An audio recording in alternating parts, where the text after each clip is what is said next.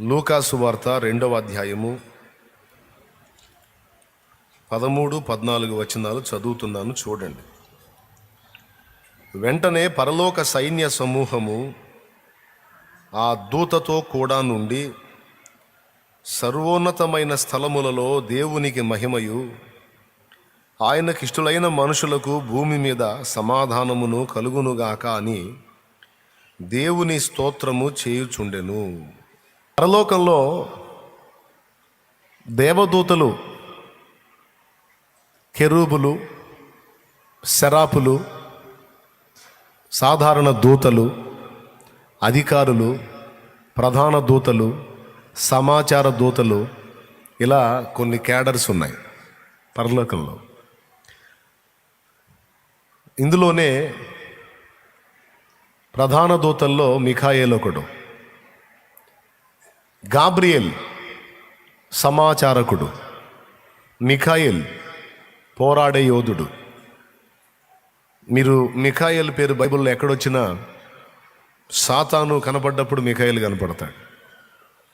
వాడిని ఎదిరించడానికి మిఖాయేల్ లైన్లో ఉంటాడు. ఉదాహరణకి మీరు ప్రకటన గ్రంథం చూస్తే ఫస్ట్ యోధా పత్రిక చూడండి, తర్వాత ప్రకటన గ్రంథంలోనికి వెళ్ళండి. ప్రకటన గ్రంథానికి ముందుండే పుస్తకమే యోధా పత్రిక. ఉన్నది ఒకటే అధ్యాయము, అందులో 9వ వచనం చూడు.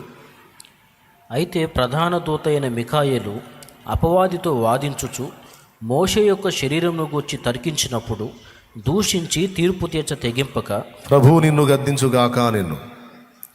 ప్రధాన దూత మిఖాయేలు అపవాదితో వాదించుచు, నంబర్ 1. ఇప్పుడు ప్రకటన గ్రంథం 12వ అధ్యాయము 7వ వచనం చూడండి. అంతటా పరలోకమందు యుద్ధము జరిగెను. మిఖాయేలును అతని దూతలను ఆ ఘట సర్పముతో యుద్ధము చేయవలనని ఉండగా, ఆ ఘట సర్పమును దాని దూతలను యుద్ధము చేసిరి గాని గెలవలేకపోయిరి గనుక పరలోకమందు వారికి స్థలము లేకపోయెను. ప్రధాన దూతయగు మిఖాయేలు ఉన్నాడు. మిఖాయేలుకు ఒక దూతల సమూహం ఉంది. అలాగే ఘట సర్పం అంటే అపవాది ఉన్నాడు, వాడికి కూడా ఒక దూతల సమూహం ఉంది.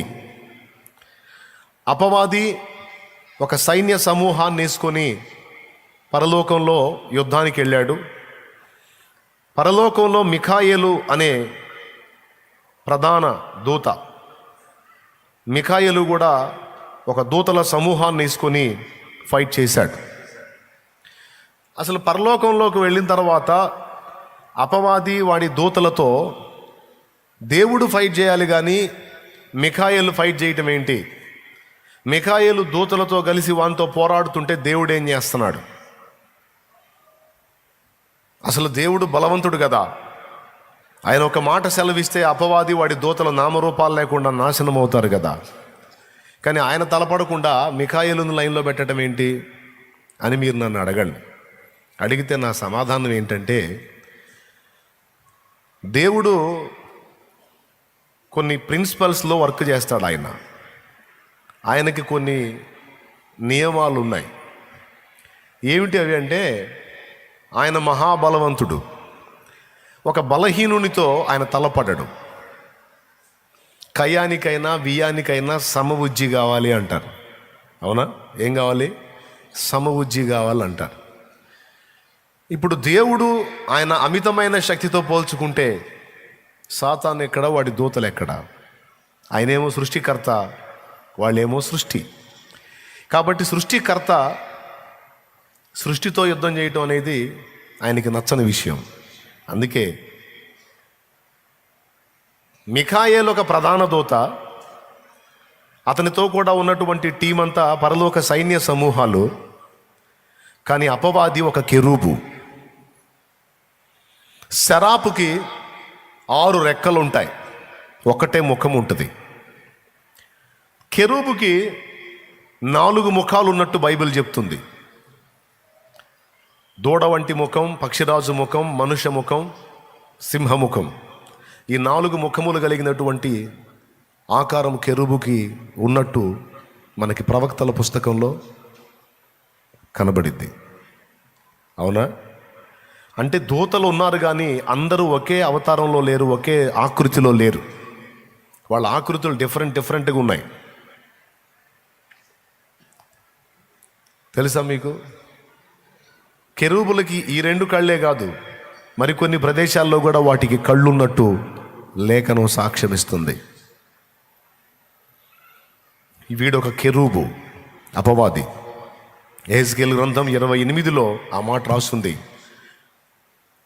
అభిషేకించబడిన ఒక కెరూబువై నువ్వు ఉంటివి, కాలుచున్న రాళ్ల మధ్య నీవు సంచరించుచుంటివి. మీరు యెహెజ్కేలు గ్రంథం 28 ఇంటికి పోయినాక చూసుకోవచ్చు. ప్రస్తుతం నాకు వెళ్ళి చూడండి. ఇక్కడ పాయింట్ ఏంటంటే, బలంతో పోల్చుకుంటే మిఖాయేలు ఒక ప్రధాన దూత అయితే అపవాది ఏకంగా కెరూబు, ఇంకా పై కేడర్. అందుకే మిఖాయేలు అపవాదిని దూషించడానికి తెగించక, సాతాను, ప్రభు నిన్ను గద్దించుగాక అన్నాడు. ఎందుకు? ఒకప్పుడు అపవాది మంచివాడుగా ఉన్నప్పుడు, పరలోకంలో ప్రభువుని, తండ్రిని సేవిస్తున్నప్పుడు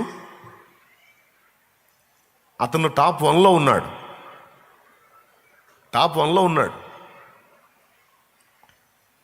వేకువ చుక్క, తేజో నక్షత్రం అన్న స్థాయిలో ఉన్నాడు. అప్పుడు వీళ్ళందరూ అతని కింది వాళ్ళు. వీళ్ళు మిఖాయేలు స్థాయి కూడా కింది స్థాయి. అందుకే నోరు జారలా. ఒక ప్రధాన దూత, ఒక కెరూబు ఈక్వల్ కాదు. కెరూబు స్థాయి వేరు. దేవునికి తగినంత అభిప్రాయం కలిగి ఉన్నావు నువ్వు అన్నాడు. నీకు మర్మమైనది ఏదీ లేదన్నాడు. కనుక ఇప్పుడు ఈ బలవంతుడైన వాణ్ణి బలహీనుడైన మిఖాయేలుతోనూ అతనితో పాటు ఉన్న పరలోక సైన్య సమూహంతోనూ ఫైట్ చేయించి వాడిని ఎల్లగొట్టాడు. దేవుని పని ఎప్పుడు ఇంతే. బలవంతుల్ని బలహీనులను వాడుకొనే దెబ్బ కొడతాడు ఆయన. అదే ఆయన పద్ధతి. స్తోత్రం. ఓకేనా? అయితే ఇక్కడ పాయింట్ ఏంటంటే, పరలోక సైన్య సమూహాలు ఏదో యుద్ధం చేసేటప్పుడు ఎంటర్ అవుతారు. ఆ ఫైట్ సీన్లో ఎంటర్ అయ్యి ఫైట్ జరిగినప్పుడు కాసేపు కనపడి తర్వాత వాళ్ళ ప్రాంతాలకు వాళ్ళు వెళ్ళిపోతారు. బాగా వినాలి. కానీ ఇక్కడ యేసు భూమి మీద పుట్టినప్పుడు, మనుషుడుగా కన్యమరియ గర్భాన యేసు జన్మించినప్పుడు, దూత ఆ శుభవార్త తీసుకొచ్చి గొర్రెల కాపర్లకు చెప్తున్నప్పుడు ఆ దూత స్తోత్రం చేస్తున్నాడు. ఆ దూతతో పాటు పరలోక సైన్య సమూహాలు కూడా ఓ మాట అంటున్నాయి. సర్వోన్నతమైన స్థలములలో దేవునికి మహిమ, భూమి మీద ఆయనకి ఇష్టలైన మనుషులకు సమాధానము అన్నాడు. సర్వోన్నతమైన స్థలములలో ఇప్పుడు దేవునికి మహిమ. ఎందుకు? ఇప్పుడు ఎందుకు మహిమ? బాగా వినండి. ఒకప్పుడు మహిమ లేదా? ఉంది. కానీ పరలోకంలో ఓ చిన్న విషయం జరిగింది.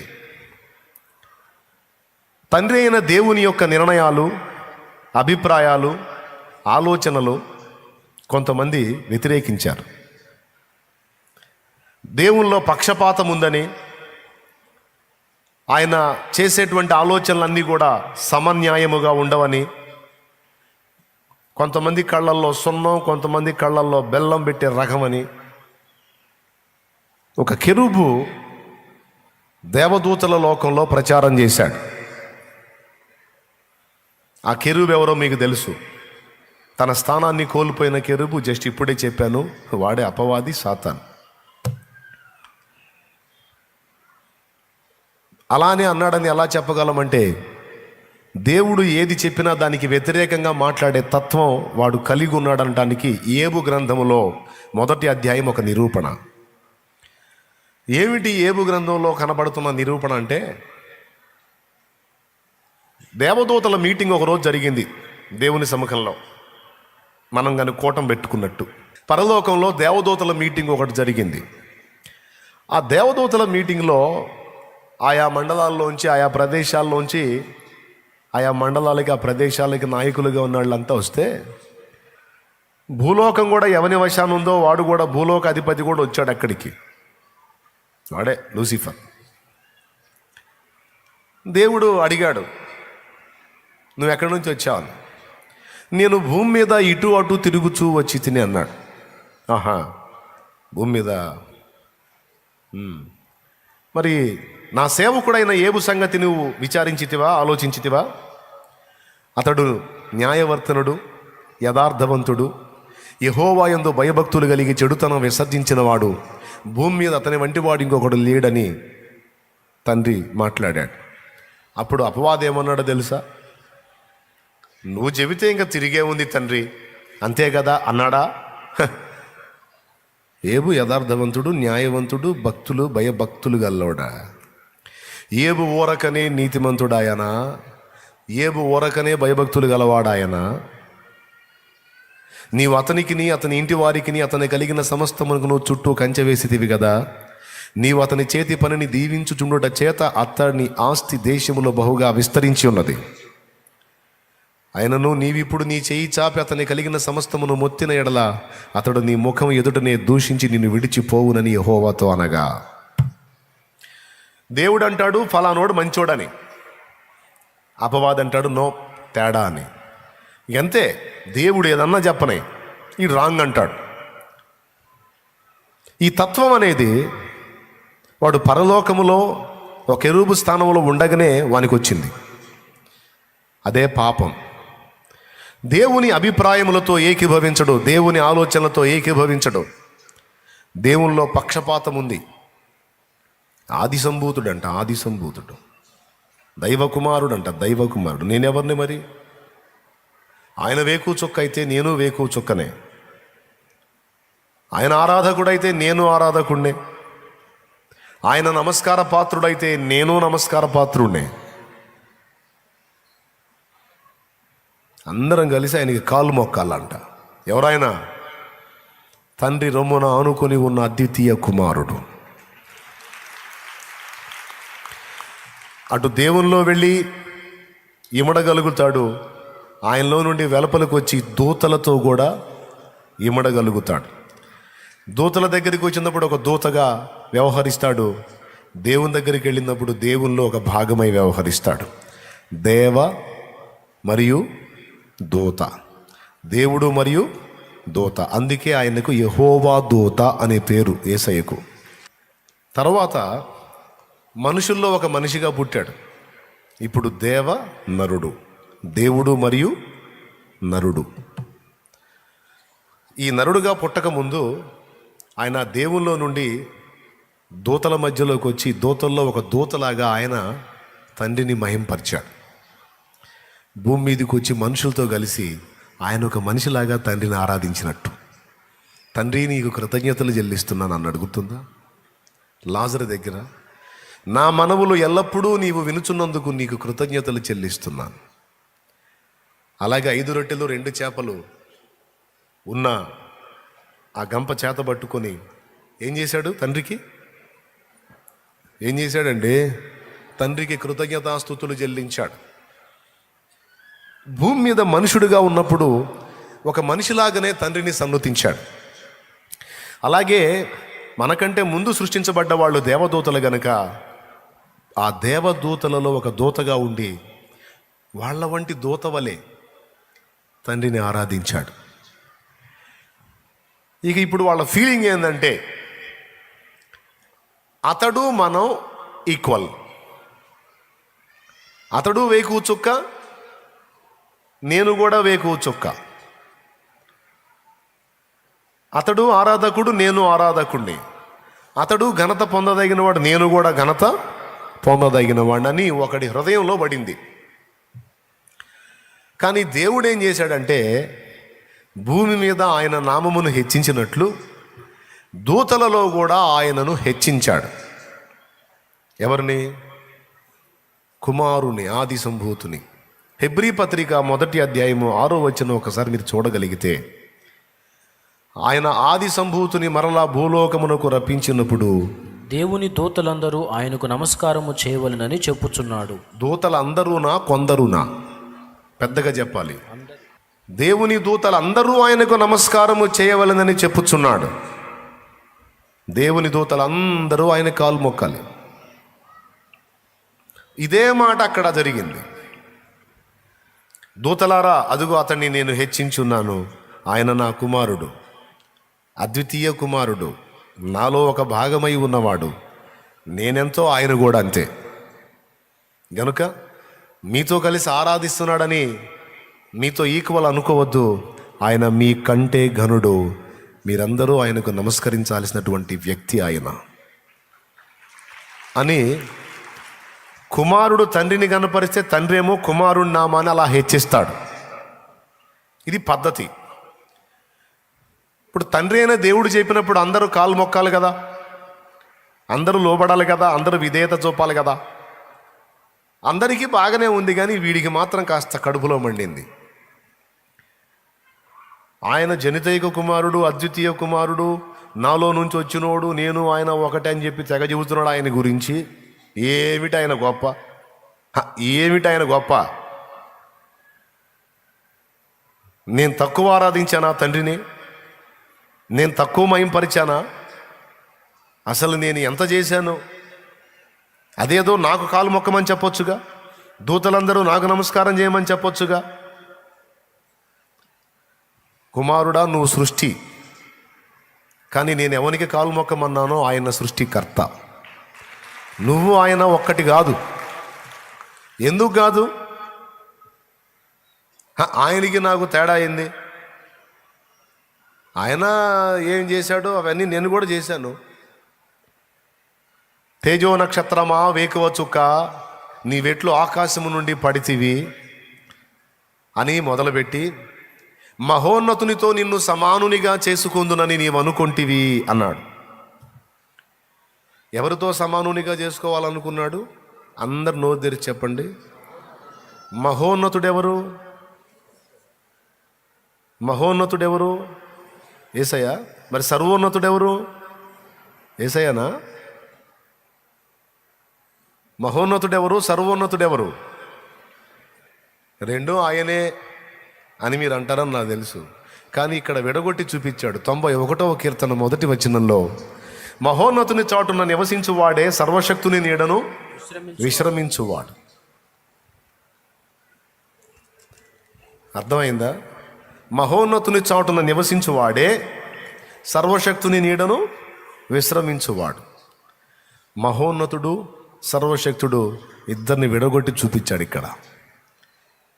అంటే యేసు రెక్కల కింద ఎవడైతే ప్రవేశించాడో వానికి మాత్రమే సర్వశక్తుని దగ్గర స్థానం ఉంది అని అర్థం.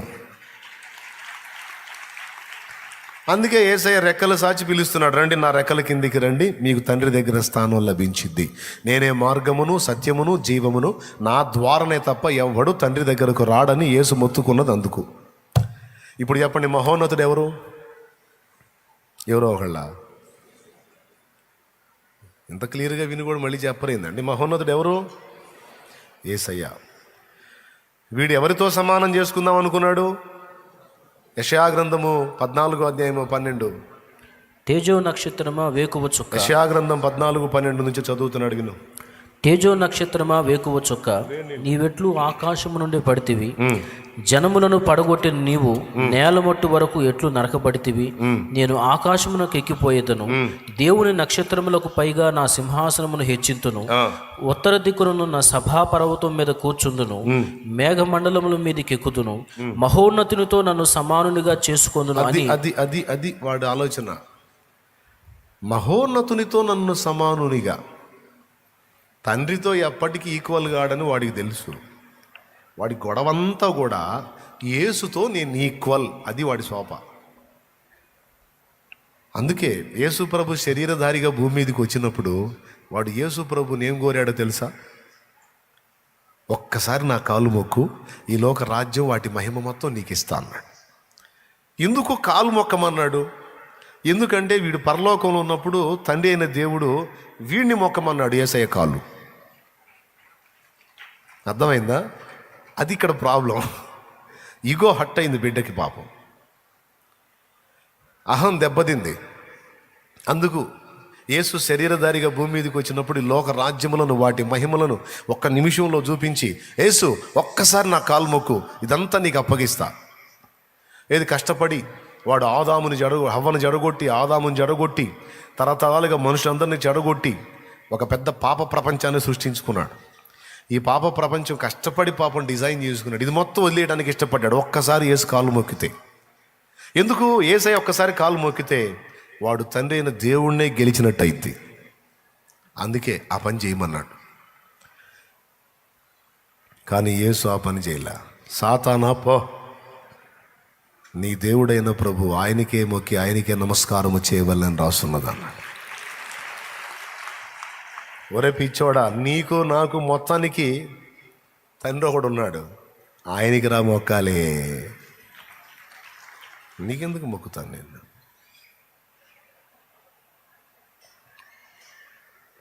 పొమ్మన్నాడు. ఇప్పుడు ఏమర్థమైంది మీకు? బిడ్డ ఇగో హట్ అయింది. ఎక్కడ హట్ అయింది? అక్కడ. అందుకని పంతం పట్టాడు, నేను ఆయనకంటే ఇంచదగ్గనని. ఎవరికంటే?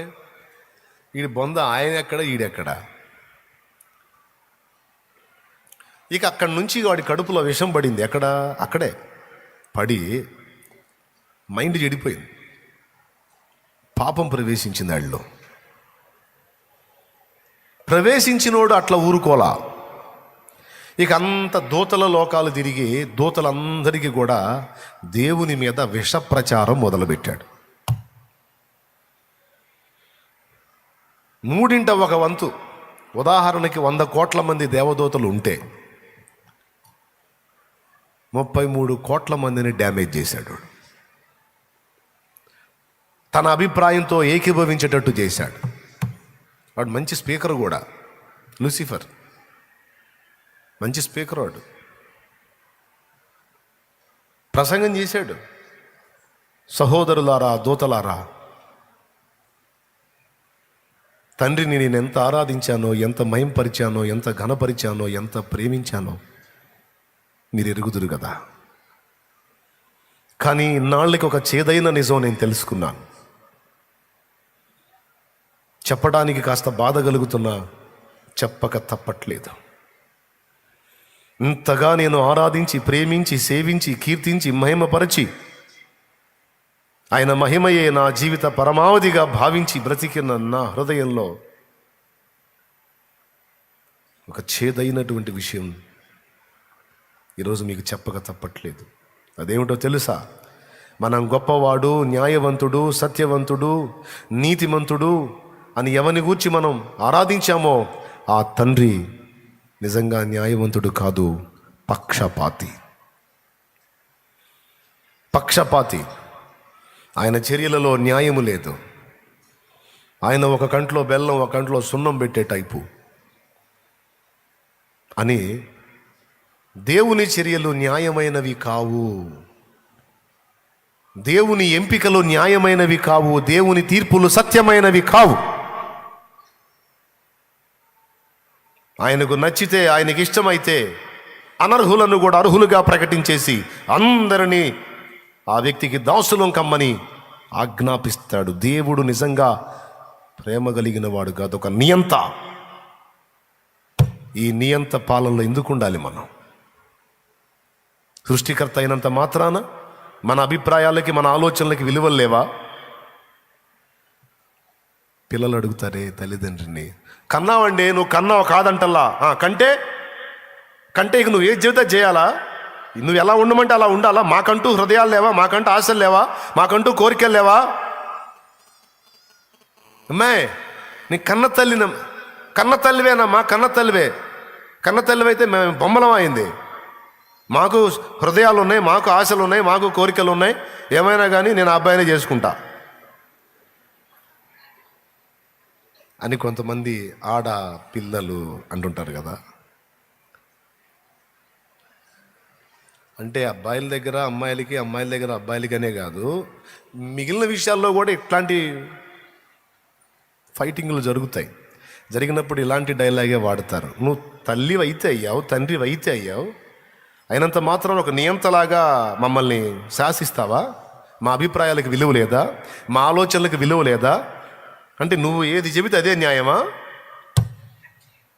ఇది వాడు పాయింట్ అవుట్ చేసింది అక్కడ. అర్థమైందా? ఏం పాయింట్ అవుట్ చేశాడు? ఇది ఆయన సృష్టికర్తే, అందరికీ తండ్రే కాదంటల్లా, కానీ ఆయన ఏ చేత చేయాలా? ఆయన ఎట్లా ప్రేమ స్వరూపం అవుతాడు? ఒక నియంత అవుతాడు. ఈ నియంతతో ఉండాలని నేను అనుకోవటంలా, ఎందుకంటే నా హృదయం చాలా గాయపడిపోయింది. అతని కాలు మొక్కాలంట మనందరం. ఎందుకు మొక్కాలి? మనం ఎందుకు పూజార్హులం కాకూడదు? మనం ఎందుకు ఆరాధనీయులం కాకూడదు? ఆయనను ఆయన కొడుకంట ఈయన, ఆయనకి ఆరాధించాలి, ఈయనకు కూడా ఆరాధించాలి. రేపు ఇంకొకరిని ఎవరినో చూపిస్తాడు, ఆయనకి ఆరాధించాలి. ఎంతకాలం? ఇక మనం ఆరాధించబడే అవసరం లేదా? మనకంటూ ఇక ఉన్నత స్థితి లేదా? ఆ మహోన్నతుడు కూర్చునే ప్లేస్లో మనం కూర్చోకూడదా? సభాపర్వతం మీద ఎల్లప్పుడూ ఆయనే లీడ్ చేయాలా? మనం చేయకూడదా? మేఘమండలం మీదకి ఆయన ఎక్కాలా, మనం ఎక్కకూడదా? ఇది భయంకరమైన అన్యాయం దూతలారా. ఈ దారుణమైనటువంటి అన్యాయంలో, ఆ నియంతృత్వంలో బ్రతకాలని ఇష్టపడితే మీరు బతకండి. నాకు మాత్రం ఇష్టం లేదు. ఇక్కడున్న వాళ్ళలో నా అభిప్రాయంతో ఏకీభవించే వాళ్ళు ఎవరో చేతులు ఎత్తండి. అంటే ప్రతి కూటంలో కొంతమంది చేతులు ఎత్తారు. ఈ కూటాలు కాదు, దూతల కూటాలు జరిగినాయి ఆడ. వాడు పెట్టాడు ఆ కూటాలు. దేవుని మీద తిరుగుబాటు కూటాలయ్యి. దేవునికి స్తోత్రం. దేవుడు కూడా మౌనంగా ఉన్నాడు. ఇప్పుడు దేవుడు వీడు ఇంత సీన్ చేస్తుంటే, దూతలందరి దగ్గర తిరిగి వీడు విష ప్రచారం చేస్తుంటే, ఏదో దేవుడికి దూరంగా ఉన్నోడన్నా చెబితే ఎవడో నమ్మడం. ఈ డైరెక్ట్గా దేవుని దగ్గరే ఉండి, దేవుని ఆరాధించి, దేవునికి నమ్మిన బంటుగా ఉండి, దేవుని ప్రత్యేకంగా వర్షిప్ చేసి ఎంతో సన్నిహితంగా ఉన్నవాడే ఇప్పుడు పక్కకెళ్ళి విష ప్రచారం చేస్తుంటే అవతలి వాళ్ళు నమ్ముతారా లేదా? చెప్పరేమండి, నమ్ముతారు లేదా? ఒక కొత్తవాడు ఎంటర్ అయ్యి దేవదూతలకి దేవుడు తేడా అన్నారని చెప్పాడు అనుకో, నువ్వెవడురా, నువ్వు తేడా, నోరు మూసుకొని పో అంటారు. కానీ వీడు అచ్చంగా దేవునితో ఉన్నాడు, దేవుని దగ్గర ఉన్నాడు, దేవుని అగ్ని పర్వతం మీద ఉన్నాడు, కాలుచున్న రాళ్ల మధ్య సంచరించినోడు. ఇంకా చెప్పాలంటే దేవుడు రాబోయే ముందు వచ్చి సమాచారం ఇచ్చేటువంటి ఇన్ఫార్మరు, సమాచారకుడు, వేకువ చుక్క, తేజో నక్షత్రం, అలాంటి వాడే ఇలాంటి మాటలు తీసుకొచ్చాడు అంటే సాధారణమైన వాళ్ళకి ఎట్లుంటుందో ఊహించండి. ఇప్పుడు నా మీదే చెబుతాను. మీ దగ్గరికి ఎవరన్నా వచ్చి బయటోడు, మీరు ఎరగనోడు, శాలేమన్న గురించి మీరు ఏదో అనుకుంటున్నారు, కానీ అతని చరిత్ర అంతా నాకు తెలుసు, ఫుల్ తేడా అన్నారనుకో, ఒకసారి నేను పని చేశాను. ఏం చేశానంటే, ఇప్పుడు నాకు వెలపటు ఉన్న వ్యక్తులు ఎవరు, నన్ను ఎరగని వ్యక్తులు వచ్చి ప్రచారం చేశారనుకో, మీరు ఏదో అనుకుంటున్నారు కానీ ఆయన ఫుల్ తేడా అది అని అన్నారు అనుకో, మీరేమంటారంటే ముందు నువ్వెవడురా అంటారు. ఓసారి నేను ఫోను నంబర్లు తీసుకున్నా కదా, మొన్న ఆ మధ్య ఒక ప్రయోగం చేశా. కొన్ని నంబర్లకి నేను ఫోన్ చేశా, ఎవరోలాగా ఫోన్ చేసి, మీరు శాలేమన్న దగ్గరికి వెళ్తున్నారు కదా, ఆయన గురించి తెలుసా మీకు అని చేశా. అవతల వ్యక్తి కాదు, అతని చరిత్ర అంతా మాకు తెలుసు, ఎందుకు వెళ్తారు అతని దగ్గరికి మీరు, ఇంకా చర్చిలు లేవా అన్నాను. ఒకడైతే అసలు నువ్వు ఎవడిరా అన్నాడు.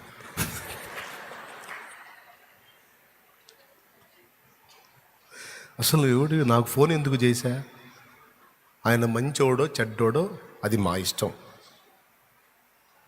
చెడ్డోడైనా పర్లా, మేము అతన్నే ఫాలో అవుతాం, నువ్వెవడివి అసలు నీ పేరేంది?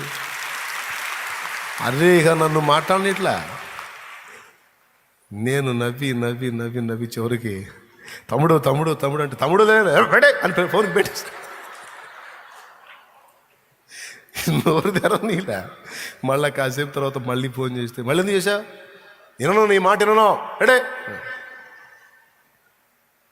కొత్తోడు అనుకున్నాడు, ఎవడు అనుకున్నాడు. తర్వాత మూడోసారి ఫోన్ చేసి తమ్ముడు నేనేనమ్మా శాలేమన్నానంటే, అన్నా నువ్వా, అర్రే అన్నా సారీ అన్నాడు. సారీ లేదు ఏం లేదు కానీ నీ నమ్మకత్వం చూశాను, సంతోషంగా ఉంది నాకు అన్నాను. ఇది వాస్తవం. ఇప్పుడు ఒక కొత్త వ్యక్తి వెళ్ళి వాళ్ళ మధ్య మీ మధ్య నా మీద తేడాగా చెప్తే ఒక కొత్త వ్యక్తి వచ్చి మీరు నమ్మరు. కానీ నా దగ్గరే ఉండి, ఇప్పుడు శామ్ ఉన్నాడు రా అయ్యా మళ్ళీ నిన్ను ఆ ప్లేస్లో పెడతాను అనుకోవాకు. ఇప్పుడు శామ్ ఎంతో నమ్మకస్తుడు. ఇప్పుడు శామ్ వచ్చి మీకు నేను అన్న దగ్గరే ఉంటాను మీకు తెలుసు కదా, అన్న చాలా మంచోడని నేను చాలా కాలం వెంబడించాను, పరిచర్య కూడా చేశాను మీకు తెలుసు కదా. కానీ ఈ మధ్య నాకు అర్థమవుతుంది అన్న కొంచెం తేడా అని అన్నాడు అనుకో, ఖచ్చితంగా మీకు డౌట్ పడింది. డైరెక్ట్గా ఒప్పుకోకపోయినా అదేందన్నా అదేంది అట్లా అంటున్నావు ఏందని ఒక పట్టాను ఒప్పుకోరు, మదన పడతారు. నిజమా అన్న, అవునా అన్న అని. కానీ ఒకటైతే కన్ఫామ్, ఈ నమ్మకమైన వ్యక్తి నా దగ్గర నమ్మకస్తులైన వ్యక్తి వచ్చి మీకు చెప్పినప్పుడు నెక్స్ట్ మీరు కూటానికి వచ్చినప్పుడు మీరైతే ప్రశాంతంగా ఉండలేరు, నన్ను బట్టి ప్రశాంతంగా ఆనందించలేరు. ఎందుకంటే ఈ నమ్మకమైన వ్యక్తి నా దగ్గర ఉండే వ్యక్తి మీకు నా మీద చెడుగా చెప్పాడు కనుక మీకు ఒక డౌట్ పడిద్ది. థ్యాంక్ యూ, కూర్చో, చెప్పేవు నాయన అట్లా. అనుమానం అయితే పడిద్ది, అవునా? ఇక నెక్స్ట్ మీరు ఆరాధనకు వచ్చినప్పుడు నేను వాక్యం జ్యోతి తిరిగాను అనుకో, మీరు ప్రశాంతంగా ఉండరు. తేడా నేను అంటావా, ఏమో అన్నం చూస్తే అట్లా లేడు అని కాసేపు మళ్ళీ ఇడి తిరిగి వాక్యం చెబుతుంటే ఏమోలే ఎవరిని నమ్ముదాం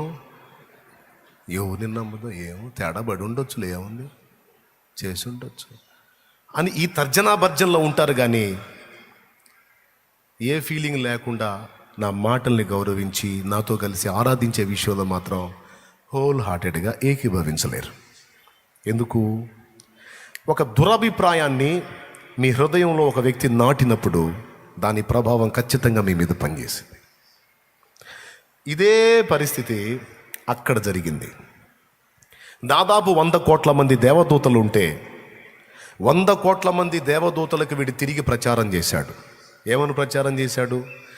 మనము ఎంతో గొప్పవాడు, న్యాయవంతుడు, నిష్పక్షపాతి అని మనం సేవిస్తున్న తండ్రి పక్షపాతి, ఆయన దగ్గర న్యాయము లేదు, ఆయన తీర్పులు సత్యము కాదు అని వీడు ప్రచారం చేసినప్పుడు 1/3. ఇప్పుడు ఇందాక నేను చెప్పిందే మళ్ళీ ఒక్కసారి గుర్తు చేస్తాను. నన్ను సమీపంగా వెంబడించిన వ్యక్తి మీ మధ్యలోకి వచ్చి నా మీద దుష్ప్రచారం చేస్తే మీరు నమ్ముతారా నమ్మరా? నమ్ముతాము అన్నోళ్ళు చేతులు ఎత్తండి. కొత్తోడు కాదు, నా దగ్గర ఉండే నమ్మకస్తుడు వచ్చి మీకు నా మీద దుష్ప్రచారం చేస్తే నమ్ముతారా లేదా? కనీసం అనుమానం అన్న వచ్చిద్దా లేదా? షో చేయకుండా నిజం చెప్పండి. డౌట్ రాదా? ఆహా, ఇప్పుడు మీ మీద నాకు అనుమానం వస్తుంది. కన్ఫామ్ డౌట్ వచ్చింది. ఒకవేళ యథార్థంగా మీలో నన్ను వెంబడించే బిడ్డలు హృదయపూర్వకంగా అన్నని అభిమానించే వ్యక్తుల హృదయాల్లో ఒకవేళ రాకపోవచ్చు, డౌట్ అయితే పడిద్ది. కానీ ముందే నా విషయాల్లో కొన్ని విషయాల్లో అభ్యంతరపడిన వ్యక్తులు మీలో కొంతమంది ఉంటారు. అన్న ఇలా ఎందుకు, అలా అయితే బాగుండేది కదా, ఏందో ఈయన అనే ఫీలింగ్స్ ఆల్రెడీ కొంతమందికి ఉంటాయి మనసుల్లో. వాళ్ళైతే ఎట్లాంటి నమ్మకమైన వ్యక్తి వచ్చి చెప్పగానే తప్పని పట్టేసుకుంటారు, వెంటనే బయటపడిపోతారు. హవ్వ దగ్గరికి సర్పం వచ్చి ఆ పండు తింటే నువ్వు చచ్చిపోతావు అని చెప్పాడా? ఒట్టిదే, నమ్మొద్దు, తింటే దేవత అవుతావు అన్నాడు. అదే దేవుని మీద ఆమెకి సదాభిప్రాయం ఉందనుకో, ఇప్పుడు టెన్షన్ ఏముంది, స్నేక్ గారు సాయంత్రం వస్తాడు పెద్ద ఆయన, వచ్చినప్పుడు అడిగి తీసుకుంటాను అనాలి. అలా కాకుండా ఈ మాట చెప్పకముందే వెళ్ళి కోసుకొని తినేసి, అంటే ఎవరి మీద సదభిప్రాయం లేదు? దేవుని మీద సదభిప్రాయం లేదు. కాబట్టి వెంటనే కనెక్ట్ అయిపోయారు ఒక తప్పుడు ప్రచారానికి. అదే సదభిప్రాయం ఉంటే అలా బుక్ అవ్వరు. దేవదూతల లోకంలో ఈడు ప్రచారం చేసినప్పుడు, ఈ లూసిఫర్ అనేవాడు ప్రచారం చేసినప్పుడు దాదాపు 3/1 దూతలు బయటకు వచ్చేశారు. లూసిఫర్, నీ అభిప్రాయంతో మేము ఏకీభవిస్తున్నాం. దేవుని పరిపాలన మాకు నచ్చట్లేదు. ఆయన ఏది చెబితే అది చేయాలా? ఇదంతా ఒక నియంతృత్వ ధోరణిగా ఉంది. కాబట్టి మేము కూడా ఎప్పటి నుంచో రగిలిపోతున్నాం. కానీ బయట పడితే ఎక్కడ ఆయన కోపానికి గురై నామరూపాలు లేకుండా నాశనం అవుతాము అనే భయంతో మేము కూడా బిగబట్టు కూర్చున్నాం. ఈరోజు మా అందరికీ ప్రతినిధిగా, మాకంటే ఎక్కువగా దేవుణ్ణి సేవించిన వ్యక్తివై ఉండి ఈరోజు నువ్వే వాస్తవాలను తీసుకొని బయటకు వచ్చావు కనుక, నీ అంతటి వాడే బయటకు వచ్చినప్పుడు ఇక మేము ఆయన లక్ష్య పెట్టేదేంటి, లెక్క చేసేదేంటి, మేము కూడా నీతో సపోర్ట్ చేస్తామని ఏకీభవించి 33 కోట్ల మంది, ఉదాహరణకి 100 కోట్ల మంది దేవదూతలైతే 3/1 అంటే 33 కోట్ల మంది డివైడ్ అయ్యారు. ఈ తంతు జరుగుతున్నంతసేపు దేవుడు కూడా మౌనంగా చూస్తూ ఉన్నాడు. దేవునికి తెలుసు వీళ్ళందరిలో ఎవరు యథార్థంగా ఉన్నారు, ఎవరు షో చేస్తున్నారు, ఎవడికి నిజంగా నా మీద యథార్థంగా ప్రేమ ఉంది, ఎవడు దురభిప్రాయాలు కలిగి ఉన్నాడో టెస్ట్ చేసుకోవడానికి దేవుడికి కూడా ఒక ఛాన్స్ వచ్చింది. దానికోసం ఎక్కడో వేరే వాడిని ఒకరిని పనిగట్టుకొని చెడగొట్టి వీళ్ళ మధ్యకి తీసుకొచ్చి దేవుని మీద దుష్ప్రచారం ఆయన చేపించే అవసరం లేకుండా దేవుని దగ్గర ఉన్నోడే ఒకడు చెడిపోయాడు. ఆ చెడిపోయినోడే ఉపయోగించి మొత్తం మిగిలిన వాళ్ళందరినీ టెస్ట్ చేసుకున్నాడు, మొత్తం పరీక్ష చేసుకున్నాడు. ఎంతమంది అయితే డిక్లేర్ అయ్యారో వాళ్ళందరినీ కలిసి ఆకాశ మండలం మీదకి నెట్టేశాడు. ఇప్పుడు వాళ్ళు తమ స్థానాలని, తమ అధికారాలను కోల్పోయారు. అలా నెట్టివేయబడినటువంటి సమూహమే ఆకాశ మండలంలో ఉన్నది అని ఎఫెసీ పత్రిక 6వ అధ్యాయము 12వ వచనం మనకు సాక్ష్యం ఇస్తుంది. మనము పోరాడుతున్నది శరీరులతో కాదు, ప్రధానులతోనూ అధికారులతోనూ ప్రస్తుత అంధకార సంబంధులకు లోకనాథులతోనూ ఆకాశ మండలమందున్న దురాత్మల సమూహములతోనూ మనం పోరాడుతున్నాం అన్నాడు. దురాత్మల సమూహములు ఎక్కడున్నాయని చెప్పాడు రిఫరెన్స్? ఆకాశ మండలంలో ఉన్నాయి. అంటే ఇప్పుడు 100 కోట్లలో 33.5 కోటి డివైడ్ అయితే అక్కడ ఎంతమంది ఉన్నారు? ఇంకా 66.5 అనుకుందాం. ఆ 66.5 కోట్లలో కూడా తృప్తిగా వాళ్ళు దేవుణ్ణి సేవిస్తున్నారా? వాళ్ళ హృదయంలోనన్న సదభిప్రాయం ఉందా అంటే డౌట్ఫుల్గానే ఉన్నారు. దేవుడు తన కుమారుణ్ణి అంతగా ఘనపరచడానికి కారణం ఏంటి? ఈయన నా ప్రియ కుమారుడు, ఈయన యందు నేను ఆనందించుచున్నాను, మీరందరూ వచ్చి ఈయనకు మొక్కండని ఆయనను హైలైట్ చేయడానికి గల కారణం ఏంటి? అది క్లారిటీ ఇస్తే బాగుండేది, కానీ అది ఇవ్వకుండా మీరందరూ కాలు మొక్కేసేయండి అనేటప్పటికి బాధగా ఉంది. కొంపతీసి లూసిఫర్ చెప్పిందే నిజమా ఏంది? ఆయన వాడు చెప్పిన అది నిజమే అయినా సృష్టికర్తతో పెట్టుకుంటే మనం మొత్తానికి అవుట్ అయిపోతాం. ఎందుకు వచ్చిన గొడవ? ఆయన కనపడ్డప్పుడు స్తోత్రం అంటే సరిపోయింది, ఎందుకు మళ్ళీ మనం అయిపోవటం అని భయపడి కొంతమంది అక్కడే ఉండిపోయారు. ఇప్పుడు 2 జరగాలి. దేవుణ్ణి వ్యతిరేకించి ద్వేషించి దేవుడి తీర్పులో న్యాయం కాదు, దేవుని జడ్జిమెంట్ రైట్ కాదు అని దురభిప్రాయాన్ని కలిగి ఉన్న వాళ్ళకి ఆయన తీర్పులు ఎలాంటివో, ఆయన ఎంపికలు ఎందుకు న్యాయములో రుజువు చేయాలి. రెండవది, తన దగ్గరే ఉంటూ ఆయన్ని సంతోషంగా సేవించలేక, ఆరాధించలేక, కీర్తించలేక ఒక పక్కన డౌట్స్, అదే వాడు నాటిన విషబీజాలు, వాటిని కలిగుండి దేవుణ్ణి హోల్ హార్టెడ్గా మయంపరచలేక, ఆయన ముఖాముఖి ఎదుర్కోలేక, ఆయన విషయంలో పొరపాటు అభిప్రాయాలతో నిండిపోయిన దూతలకు కూడా కనువిప్పు కలిగించాలి. ఎలా కలిగిద్ది కనువిప్పు? దానికి ఒక అద్భుతమైనటువంటి సాక్ష్యమే యేసుక్రీస్తు భూమి మీద జన్మించిన జననం. ఎందుకో చెప్తా విను. యేసు ప్రభుని తండ్రి ఘనపరిచినందుకు, ఏది పరలోకంలో, వీడు ఫీల్ అయ్యాడు. జస్ట్ ఆయన చెప్పింది ఏం లేదు, నా కుమారులారా, దూతలారా, అదిగో ఆయన మీకంటే గొప్పవాడు, నేను చెప్తున్నాను, ఆయన కాలు మొక్కండి అన్నాడు. జస్ట్ చిన్న పనే చెప్పింది. తండ్రి ఘనపరిచాడు ఆయన్ని. జస్ట్ నమస్కారం చేయండి అన్నాడు, అంతే. చేస్తే గొడవ ఉండదు, నీకు అంతకుమించి ఏం చేయమల్లా, జస్ట్ అంతే. కానీ ఆ చిన్న పనికి 1/3 రివర్స్ అయ్యారు. జస్ట్ అతడు యోగ్యుడు, మీకు ఎందుకు నమస్కారం చేయండి అన్నాడు. అది నమ్మలా వాళ్ళు.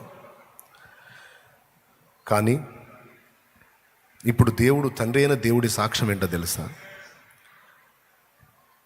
మిమ్మల్ని అందరినీ ఆయన ద్వారానే నిర్మించాను, ఏదో మీతో కలిసి ఒక దూతలాగా వ్యవహరిస్తుంటే ఆయన సామాన్యుడు అని అనుకుంటున్నారు. కాదు, ఆయన నాతో సమానుడు, గనుక మీరు ఆయనకి మొక్కండి అనేది నిజం నేను చెప్పింది. అయినా మీరు లోబడలా.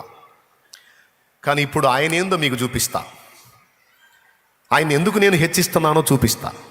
ఎందుకంటే ఇప్పుడు నేను చెప్పినటువంటి ఆజ్ఞను శిరసావహించడానికి నా ప్రియ కుమారుడు ఎంతటి త్యాగానికైనా పూనుకుంటాడన్నది మీకు రుజువు చేస్తా అని. కుమారుడా, దూతలను నీకు సహకారులుగా పట్టమహిషిగా చేయటానికి ఆలోచిస్తే వాళ్ళందరిలో దోషాలు కనపడ్డాయి. ఇప్పుడు నిన్ను నన్ను ఇద్దరిని అనుమానిస్తున్నారు. నీకు సాటి అయిన సహాయంగా నిత్యత్వం అంతా కూడా నీతో కలిసి పరిపాలించడానికి ఒక యోగ్యమైనటువంటి సమూహం నీకు అవసరం.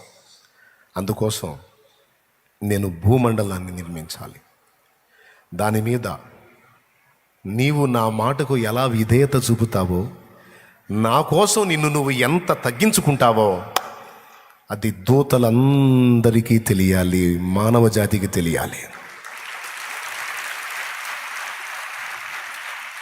నీ ఒక స్వతంత్రమైన వ్యక్తిగా ఉండి కూడా నా వాక్కు పరిపాలన కొరకు, నా మాట నెరవేర్చడం కోసం నువ్వు ఎంత తగ్గించుకుంటావో అర్థం కావాలి. అందుకే ఇదిగో భూగ్రహ నిర్మాణం జరగాలని దైవ కుమారుడు ఏందో, ఆయన తగ్గింపేంటో, తండ్రి మాటకు ఆయన చూపే విధేయత ఏంటో ఇప్పుడు ప్రాక్టికల్గా చేసి చూపించాలి. అందుకే భూగ్రహ నిర్మాణం జరిగింది. మీరు గమనించినట్లయితే యేసుక్రీస్తు భూమి మీద పుట్టినప్పుడు దేవుని దూతలందరూ కూడా ఆనందించి పాటలు పాడారు. పరలోక సైన్య సమూహం అంతా ఆనందించి సంబరాలు చేశారు. ఇదే విధంగా భూగ్రహ నిర్మాణం జరిగేటప్పుడు కూడా ఉదయ నక్షత్రములందరూ ఏకముగా కూడి పాడారు అని రాసుంది ఏబు గ్రంథం 38:7. ఏబు గ్రంథం 38:7. యేసు ప్రభు భూమి మీద పుట్టినప్పుడు సంతోషించిన దేవదూతలు అసలు భూగ్రహ నిర్మాణం జరిగేటప్పుడు కూడా ఇలానే సంతోషించారంట. ఎందుకో తెలుసా? తండ్రి చెప్పాడు, నేను ఆయనను ఎందుకు హెచ్చించానో, అందరూ ఆయనకి విధేయత చూపండి, విధేయులు కండి అని నేను ఎందుకు అన్నానో ఈ భూమి మీదనే మీకు చూపిస్తాను. ఇన్నాళ్ళ మీ సందేహాలకు పర్మనెంట్ పరిష్కారం నేను చూపిస్తానని దేవుడు చెప్పి దాని నిర్మాణానికి పూనుకున్నందున దేవదూతలకు సంతోషం కలిగింది. తర్వాత దైవ కుమారుడు చూడండి, దేవునితో సమానముగా ఉండుట విడిచిపెట్టకూడని భాగ్యమని ఎంచుకొనక,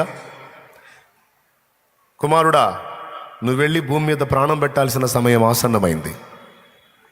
సృష్టి మొత్తం కూడా పాప పంకిలం అయిపోయింది.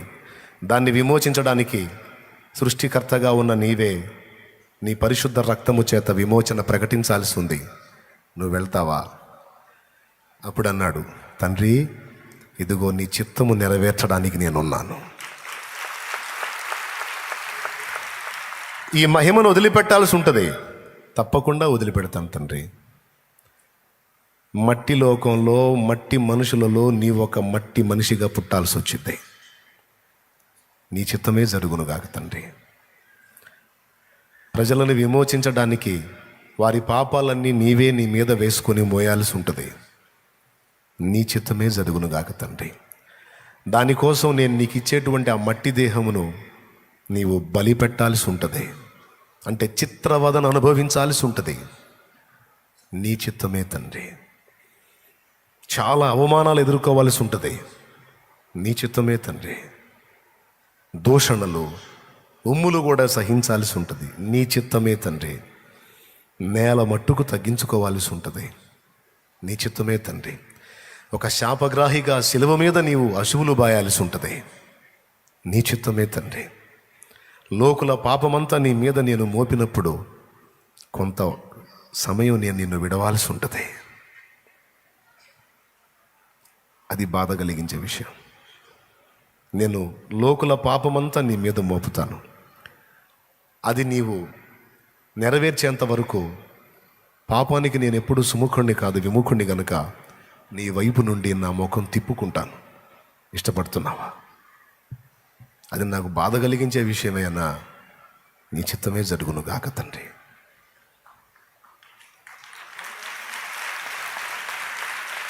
అప్పుడు కదిలాడు. సృష్టికర్తయైన వాడు సృష్టిగా మారే, కాలమే లేనివాడు కాలము చేరే. అది ఆ మంత్రం యొక్క భావం. అంబస్య పారే భువనస్య మధ్యే నాకస్య పృష్ఠే మహతో మహీయా. అంబస్య పారే భువనస్య మధ్యే నాకస్య పృష్ఠే మహతో మహీయా. శుక్రేణ జ్యోతిగుంషి సామను ప్రవిష్టః ప్రజాపతిశ్చరతి గర్భే అంతః. ప్రజాపతిశ్చరతి గర్భే అంతః. సృష్టికర్తయైన వాడు సృష్టిగా మారే, కాలమే లేనివాడు కాలము చేరే.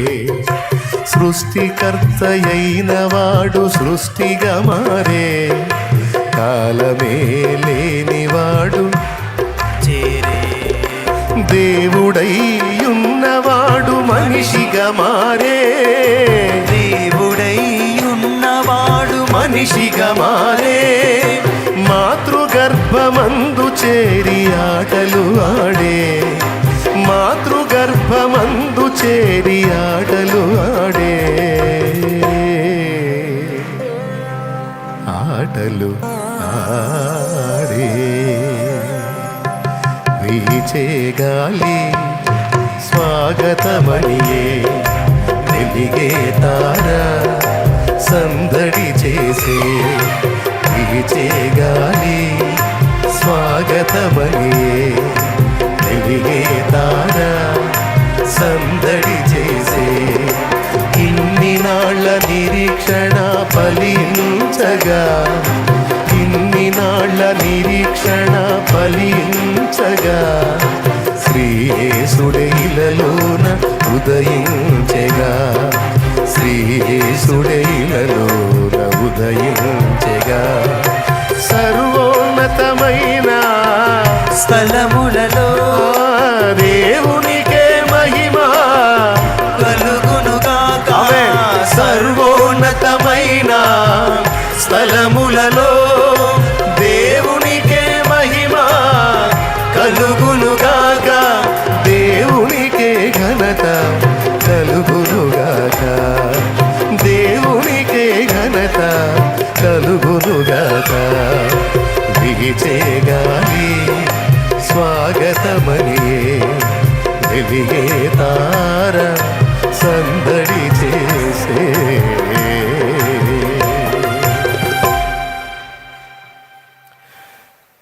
ఆ దైవకుమారుడు ఆ మహిమను వదిలిపెట్టనంత వరకు దేవదూతలందరికీ కూడా అర్థం కాల. ఎప్పుడైతే దేవకుమారుడు ఆ మహిమను వదిలిపెట్టి ఒక సామాన్యమైనటువంటి మానవుడిగా భూమి మీద పుట్టడానికి మలమూత్రాదులచే నింపబడినటువంటి రక్త మాంసాల నిర్మితమైనటువంటి గర్భంలో ఉండడానికి ఇష్టపడ్డాడు. ఈ మంటి ప్రపంచంలో ఒక మట్టి పురుగుగా, ఏమీ లేనివాడుగా, రిక్తుడుగా ఎప్పుడైతే పుట్టడానికి ఇష్టపడి భూమి మీద పుట్టాడో అప్పుడు తండ్రి చూపిస్తున్నాడు. జస్ట్ మిమ్మల్ని నేనేం మహిమ తగ్గించలా, పరలోకంలోనే ఉంచాను. మీ స్టేటస్ నేనేం తగ్గించలా. జస్ట్ నేను చూపించాను, ఆయన యోగ్యుడు, ఆయనకి నమస్కరించండి, విధేయత చూపండి అని. మీరు దానికి ఇష్టపడలా. కానీ నా కుమారుడు చూడు, వదిలిపెట్టమంటే ఈ దేవత్వపు మహిమను కూడా వదిలిపెట్టి ఒక సామాన్యమైన మనుషుడిగా పుట్టడానికి ఇష్టపడ్డాడు. ఇప్పుడు చెప్పండి, నా కుమారుడు మహిమకు అర్హుడు కాదా? అర్హుడు కాదా? నా కుమారుడు మీ నమస్కారానికి పాత్రుడు కాడా? మీకు నా మీద చెప్పాడే, విషబీజా నాటాడే, ఎందుకు నమస్కరించాలని. మరి ఇప్పుడు వాడి మాటను ఏం చేస్తారు మీరు? అర్హుడా కాదా? అర్హుడా కాదా? అర్హుడా కాదా? అర్హుడు. తండ్రి, నీ తీర్పులు న్యాయములు, నీ తీర్పులు సత్యములని ఇప్పుడు నిన్ను హృదయపూర్వకంగా మేము మహింపరుస్తున్నాం.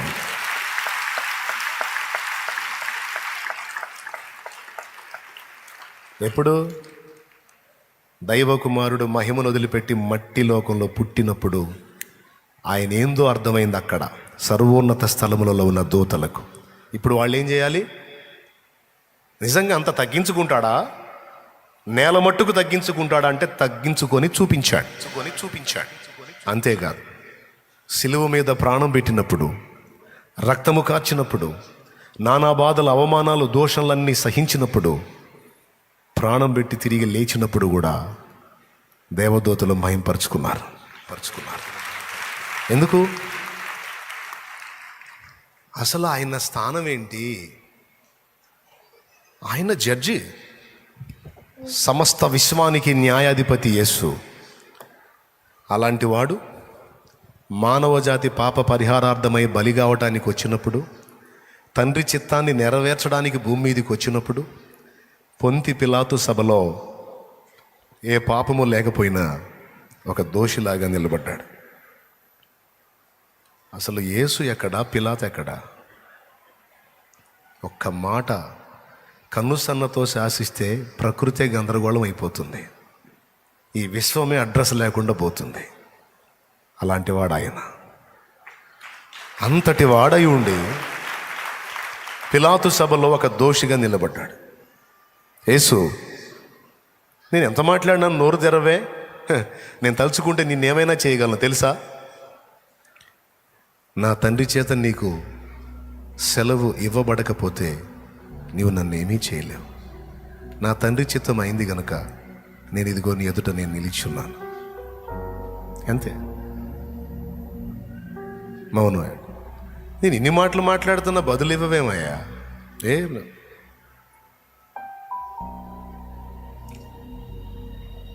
అవమానాలకి, తృణీకారాలకి, తిరస్కారాలకి మానవాళి పాప పరిహారార్థమై మనందరి పాపములన్నీ ఆయన మీద మోపుకొని మనందరికీ ప్రతిగా తన్ను తాను ఆహుతించుకున్న ఏకైక దైవం ప్రభువైన యేసుక్రీస్తు. ఇలా పరమాత్మ మానవ పాప పరిహారార్థమై ప్రజాపతి అయిన వాడే యజ్ఞం కాకపోతే, మనం ఆరాధించే అగ్ని యజ్ఞం కాకపోతే మనకు రక్షణ లేదన్నది ఆర్య ఋషులు కూడా ఆనాడు గుర్తించి వేద సాహిత్యంలో కొన్ని మంత్రాల్లో స్పష్టంగా ప్రస్తావించారు. వాటిని ఎత్తి నేను చెప్తున్నాను. కాబట్టి యేసు ప్రభుని ఒకడు ఎరిగిన, యేసు ప్రభుని విశ్వసించి నమ్మి అనుసరించిన, ఏదో మతం మారినట్టు కులం మారినట్టు కాదు, రక్త ప్రోక్షణ లేకుండా పాపక్షమాపణ కలగదని నమ్మిన ఆ ఆర్యోక్తి యేసులో నెరవేరిందని గుర్తెరిగి యేసుని నేను మీరు మనం సేవిస్తున్నాం. అంటే వేదం ఎవని గూర్చి సాక్ష్యం ఇచ్చిందో ఆ మహనీయుణ్ణే మనం కలిగి ఉన్నాం. ఒరిజినల్గా వేదంలో అనేక మంత్రాలు అగ్నిని గూర్చి ఇచ్చిన సాక్ష్యం యేసులో నెరవేరిందని ఎరిగి పక్కా ఫాలో అవుతుంది మనం. మనం మతం మారాం, మనం ఇంకొకటి ఏదో అయిపోయామని అనుకునేవాళ్ళు ఇంకా వేదంలోకి రాలా. వాళ్ళు వచ్చిన నాడు వాళ్ళకి అర్థమైంది. దేవునికి మహిమ కలుగును గాక. ఇప్పుడు చెప్పండి, సర్వోన్నతమైన స్థలములలో ఇప్పుడు మహిమేంది? అంతకుముందు లేదా? ఉండే కానీ వాడు చెడగొట్టాడు. తర్వాత దేవుడు కనువిప్పు కలిగించాడు, కుమారుని భూమి మీదికి పంపి. తర్వాత రెండవ మాట, భూమి మీద ఆయనకిష్టులైన మనుషులకు సమాధానం అన్నాడు. అది ఎవరికి సమాధానం? భూమి మీద ఉన్న మనుషులందరికీ సమాధానం కాదా? ఆయనకి ఇష్టలైన మనుషులకు సమాధానం అన్నాడు. ఎవరు ఆయనకి ఇష్టలు? హెబ్రీ పత్రిక 11:6, విశ్వాసము లేకుండా దేవునికి ఇష్టడై ఉండుట అసాధ్యము. అంటే దేవుడు ఎవరిని ఇష్టపడతాడంటే, తను చేసిన కార్యాన్ని ఎవడు విశ్వసిస్తాడో, తను చెప్పిన మాటను ఎవరు విశ్వసించి గౌరవించి అనుసరిస్తారో వారిని బట్టి దేవుడు సంతోషిస్తాడు. లోకానికి రక్షకుణ్ణి పంపించాడు. ఆయన యందు విశ్వాసం ఉంచి ఉచితంగా నీతిమంతులుగా తీర్చబడండి అని ఒక బెస్ట్ అవకాశం ఇచ్చాడు. దాన్ని విశ్వాసం ద్వారానే సొంతం చేసుకోగలం. దాన్ని స్వతంత్రించుకున్న వాళ్ళంతా ధన్యులు. అలా యేసునందు విశ్వాసం ఉంచిన వాళ్ళకి అన్ని విషయాలలో సమాధానం. ఆమేన్. డౌట్స్కి సమాధానం, సమస్యలకు సమాధానం, రోగాలకు సమాధానం, మానసిక ఒత్తిళ్లకు సమాధానం, ఆత్మీయ సమస్యలకు సమాధానం, ఆత్మ రక్షణకు సమాధానం, దేహ స్వస్థతకు సమాధానం, దరిద్రగొట్టు జీవితం నుంచి విడుదల కొరకు తిరుగులేని సమాధానం యేసు. ఆత్మ రక్షణకు, మనస్సు యొక్క శాంతికి, దేహము యొక్క నెమ్మదికి యేసు ఆధారం. ఇది విశ్వసించిన వాడిల్లా ధన్యులు. ఆ వాక్కును గైకొని ఆయన మాటల చొప్పున బ్రతకటానికి తమ్మును తాము అప్పగించుకున్న వారెల్లా ధన్యులు. ఇది ఆ రెండు మాటల్లో ఉన్న సత్యం.